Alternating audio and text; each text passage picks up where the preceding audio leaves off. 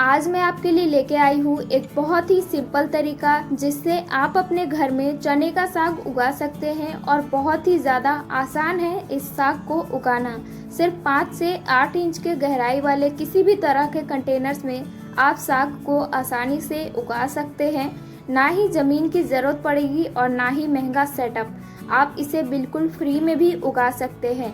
तो यहाँ पर मैंने जो टब लिया है इसकी गहराई लगभग 5 से 6 इंच की हो सकती है या फिर उससे थोड़ा कम का भी होगा, पर इस तरह के टब में बहुत ही आसानी से चने का साग उग जाता है। और अब बारी है बीज कहाँ से ले। तो अगर आप मार्केट से यानी कि बीज भंडार से बीज नहीं लेंगे और किचन वाला काला चना वाला बीज भी ले लेंगे तो उससे भी काफ़ी अच्छा चने का साग उग जाता है। मैं स्पेशली यही वाला चना यूज करती हूँ और हर साल चने का साग उगाती ही हूँ। और यहाँ पर सॉइल मिक्स मैंने बनाया था, उसमें मैंने स्पेशली सरसों खली को पीस कर डाला था, यानी उसका पाउडर मिक्स करके डाला था। तो यहाँ पर सॉइल मिक्स बनाने के लिए मैंने rice husk, normal garden soil, पत्तियों की खाद, सरसों खली और लकड़ी की राख का मिश्रण यूज किया है। आप इसमें और भी कुछ चीज़ें ऐड करना चाहे तो आप ऐड कर सकते हैं, वरना ये काफ़ी है। इसमें अगर आपको थोड़ा सा गोबर का खाद मिल जाए तो और क्या बात है, बहुत ही अच्छा न्यूट्रिशन देगा फिर वो, और हमारा साग बहुत ही अच्छे से ग्रो करेगा और आपको यकीन ही नहीं होगा कि ये ज़मीन पर नहीं टब में उग रहा है।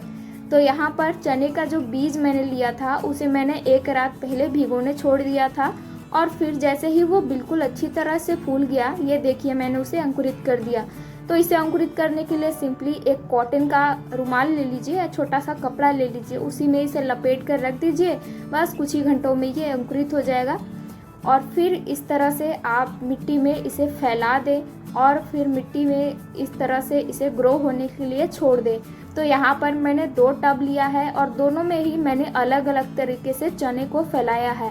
आप जिस भी तरीके से चने को डालना चाहे आप बिल्कुल आसानी से इसे डाल सकते हैं, कोई प्रॉब्लम नहीं है। तो एक टब में मैंने चने को फैला दिया और वहीं दूसरे टब में मैंने एक एक करके चना डाला था, मतलब एक चना डाला फिर उसको कवर किया ऐसे करके, और दोनों ही टब में मैंने बिल्कुल अच्छी तरह से चना डाल दिया है और उसे कवर कर दिया है। अब देखिए जो चना डाला है हमने उसे कवर करना भी बेहद ज़रूरी है, नहीं तो रात को चूहे या फिर दिन को गिलहरियाँ खा जाएंगे। और इसे कवर करने के बाद बिल्कुल अच्छी तरह से पानी दे दीजिए। वैसे ज़्यादा पानी नहीं भी डालेंगे तो भी चलेगा, पर एक बार के लिए इसमें भरपूर पानी दे दीजिए ताकि पानी है वो एकदम मिट्टी को गीला कर दे। और बस कुछ ही दिनों बाद, लगभग 4 से 5 दिनों के बाद आपको हरे साग उगते हुए नज़र आने लगेंगे। तो ये जो चने का साग है इसे आप घर पर ही उगाएं जैविक तरीके से, क्योंकि जो बाहर से मार्केट वाले हम खरीद कर लाते हैं वो खेत में उगता है और खेत में कीटाणु जो होते हैं, जो कीड़े होते हैं वो पौधों को बहुत ही ज़्यादा नुकसान पहुंचाते हैं। इसलिए वहाँ पर रासायनिक जो स्प्रे होते हैं, केमिकल फर्टिलाइजर्स होते हैं, उसका यूज होता है। तो आप कोशिश करें उसके बजाय अपने घर पर ही उगा लें। अगर आप बालकनी में पौधों को लगाना चाहें तो आप इस साग को ज़रूर से उगाइएगा, आपको बहुत ही अच्छा रिजल्ट मिलेगा। बस इस साग को आप जहाँ उगा रहे हैं उस कंटेनर के आसपास अच्छे से इसे धूप मिलती रहे।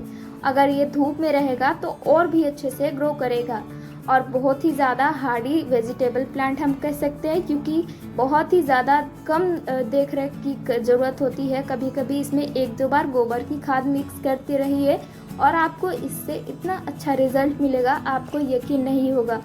तो लगभग 2 से 3 सप्ताह बाद ये हार्वेस्ट करने के लिए रेडी हो जाता है, यानी कि आप इसको साग के तौर पे बना सकते हैं और उसके लिए इसको तोड़ सकते हैं। तो एक और चीज़ मैं आपको दिखाना चाहती थी, ये जो टब है जिसमें मैंने चने का साग लगाया है उसमें साइड में आप देख सकते हैं पालक का साग भी उग चुका है। तो गलती से इसमें साग जो पालक का साग है ना उसका बीज चला गया होगा।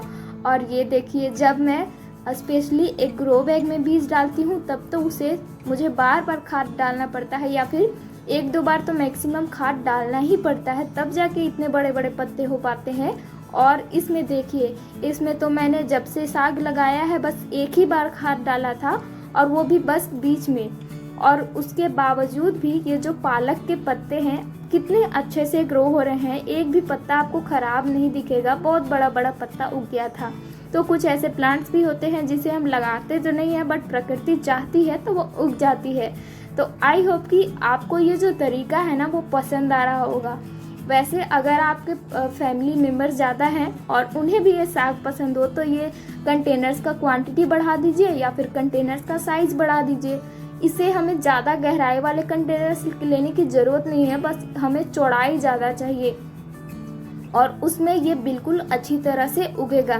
तो यहाँ पर मैंने हार्वेस्टिंग भी आप सभी के साथ शेयर किया है।